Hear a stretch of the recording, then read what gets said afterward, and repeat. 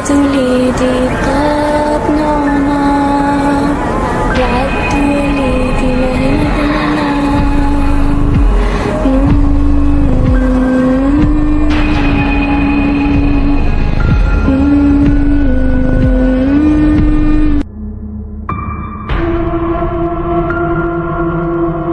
Now we are going to tell you a scary story. Are you ready? We take a look at one of the darkest pages of history, the Hinterkaifeck Murders, Friends of Blue Horror.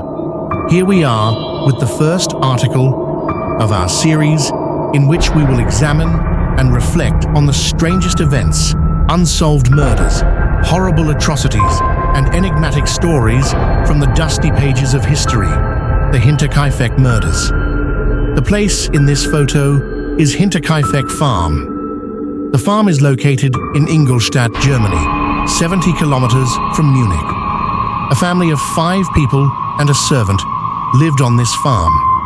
They were 63-year-old Andreas Gruber, his 72-year-old wife Cecilia, the couple's 35-year-old widowed daughter, Victoria Gabriel, Victoria's 7-year-old daughter, Cecilia, and 2-year-old son, Josef, and finally, the 44-year-old maid, Maria Baumgartner. 2 or 3 days before the night of the murder, Andreas tells his neighbors about mysterious events at the farm. These events are as follows: footprints coming from the forest towards the farm, but none of them return to the forest. Occasional footsteps and crackling from the attic.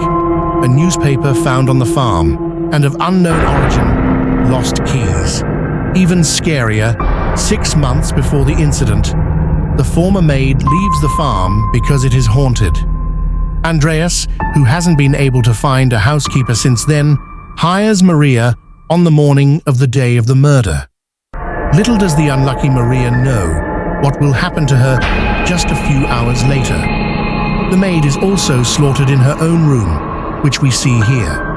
And then comes the night of March 31st, 1922, when the horrible murder took place.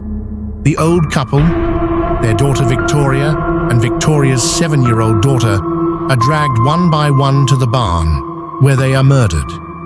2-year-old Joseph is killed in his room, seen in the photo.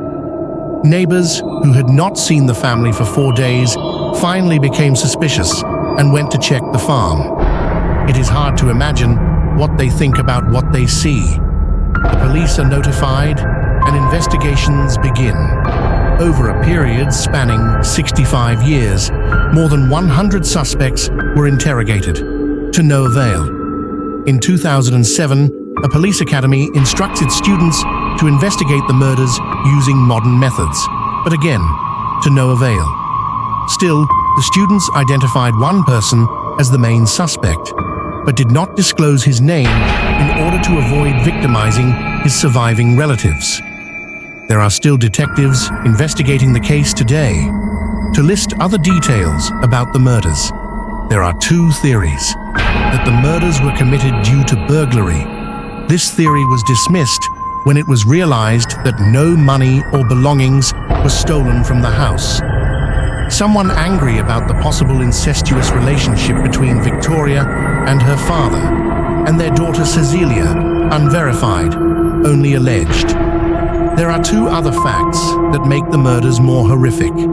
The first is that Cecilia did not die after the first blows.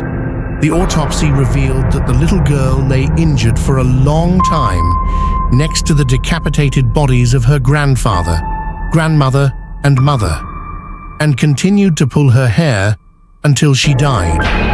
The second is that the killer or killers continued to stay in the house after the murder. In fact, according to neighbors, everything was normal on the farm, from the chimney smoking to the feeding of the cattle. It was even found that food was being eaten in the kitchen. Finally, one of the suspects was Victoria's husband, who was said to have died in the war in 1914, but whose body was never found. After the bodies were cremated, this mausoleum was built in memory of the victims. A year later, in 1923, the farm was completely demolished. Who do you think committed the murders? A. The old maid B husband thought to have died in battle. C. One of the village's D ghosts. E. An irrelevant person who doesn't even live in the village. Please subscribe if you want our series to continue. Thank you for your interest.